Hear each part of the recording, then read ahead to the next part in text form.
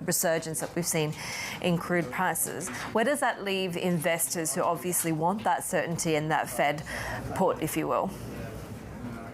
Yes, thank you for having me. I guess number one point I would make is that investing is uncertain to start with. So for folks out there looking for certainty, that's probably not going to happen.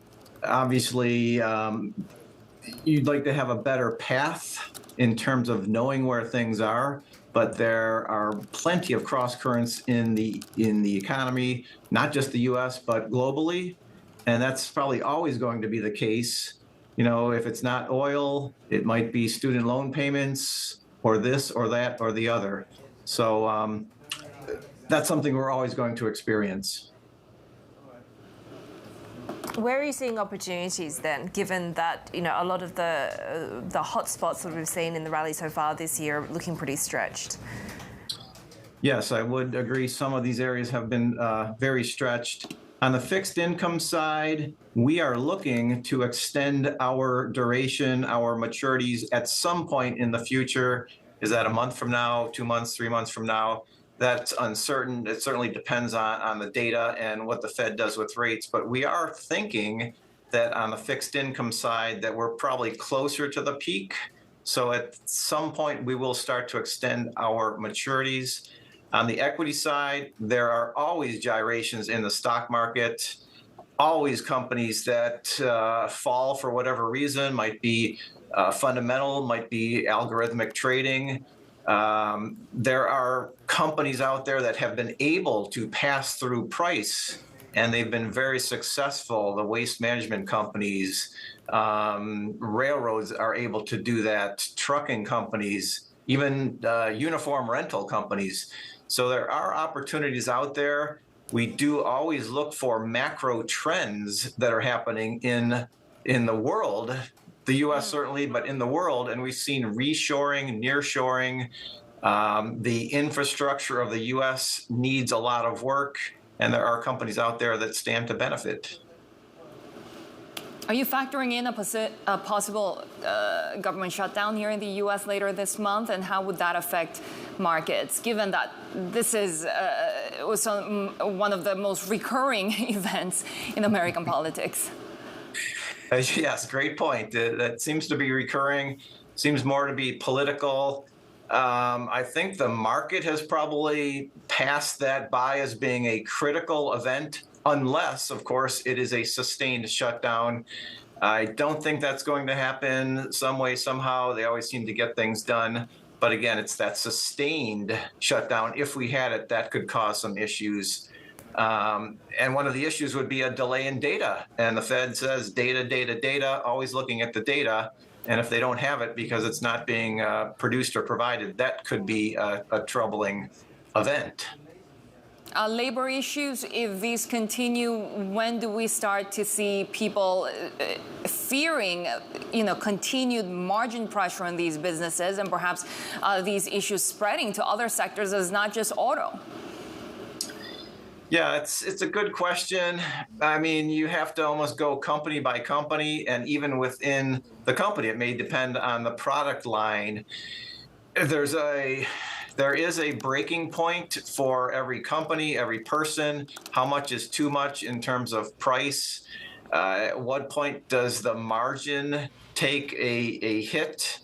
Obviously, that remains to be seen. I think it is very company specific. I mean, we can look at the snack companies, the soda companies. They've been able to get price because they have a brand name. They have pricing power. Are you really going to give up your Kit Kat bar or your Hershey bar if it goes up by 10 cents? But there is a point, and as we heard, as we know, consumers hate the word inflation. It has a very negative connotation.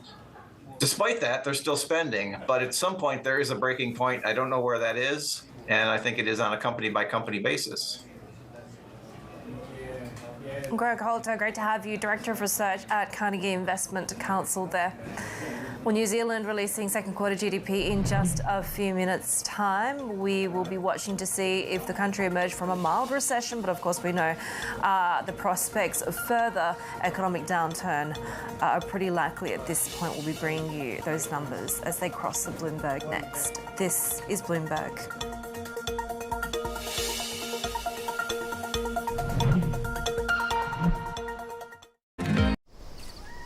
Rome wasn't built in a day. But with discounts on bulk orders, maybe it could have been. Amazon Business, your partner for smart business buying. With T. Rowe Price Active ETFs, you can strive for market-beating returns. In a convenient solution, enjoy the benefits of ETFs and help your clients reach their destination.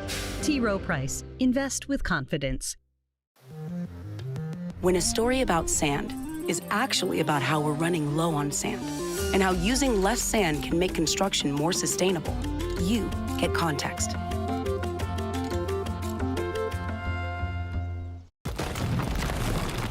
You need to stay ahead in business. Use machine learning to predict what your customers will like. With the most experience in the cloud, imagine how AWS can transform your business.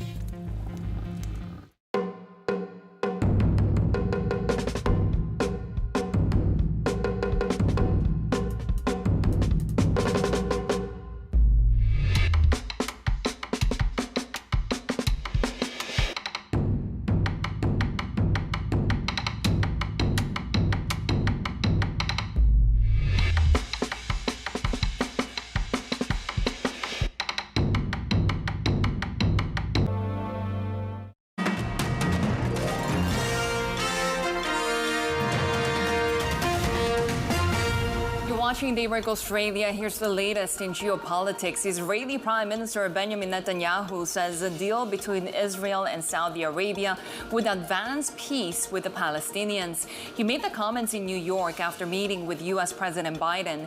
The three countries are in talks over a possible agreement which could see Saudi Arabia and Israel establish formal ties. We can forge a historic peace between Israel and Saudi Arabia.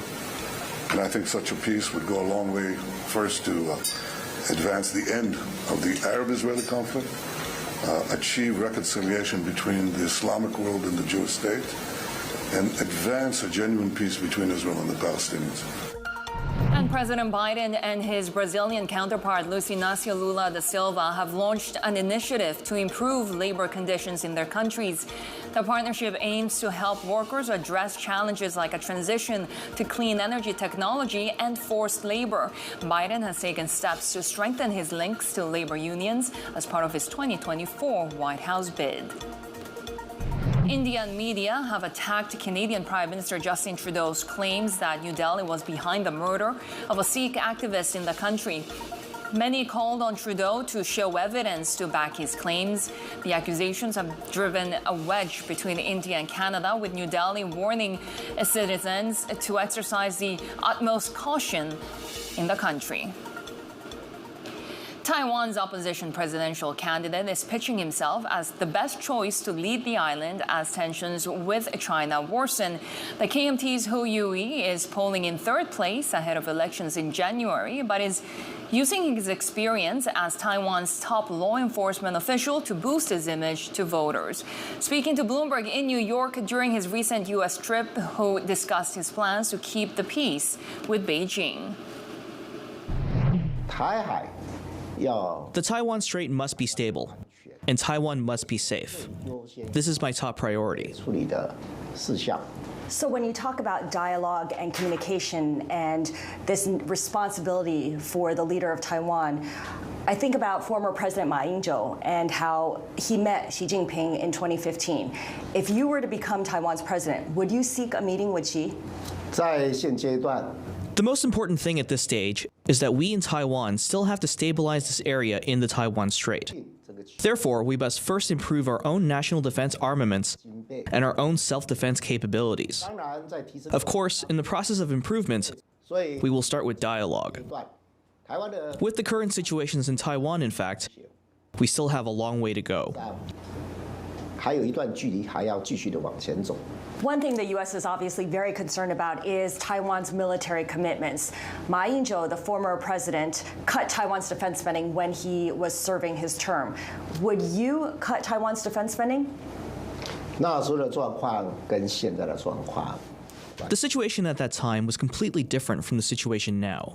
现阶段的台湾 At this stage, Taiwan is actually facing constant conflicts, 冲突不断， and it is easy to spark a conflict accidentally and trigger a war. 擦枪就着火。 Therefore, under the current situation, 状况 the defense budget cannot be reduced. 高的预算只 If you spend the budget, it will only go up, not down. 会往下降。 Therefore, we need to continue to discuss with the United States how to improve Taiwan's self-defense capabilities and which weapons and equipment are most suitable for Taiwan in terms of the entire arms purchase. 配备最适合台湾。 When you increase the military budget, let's get specific here. Will you commit to spending 3% of GDP on defense? 其实不管 In fact, no matter how much GDP it is, the most important thing is to make the structure of the national defense budget meet the needs of all our operations. One day, there may even be a chance to gradually increase it to 3% or above. 甚至有一 Of course, that is what should be done. 到山里上 Protect life and property at any cost. 保护生命财 With high GDP and high defense budget, this is not the issue. The issue is that you have to use it in the right direction, and it can really make the other party not dare to start a war easily.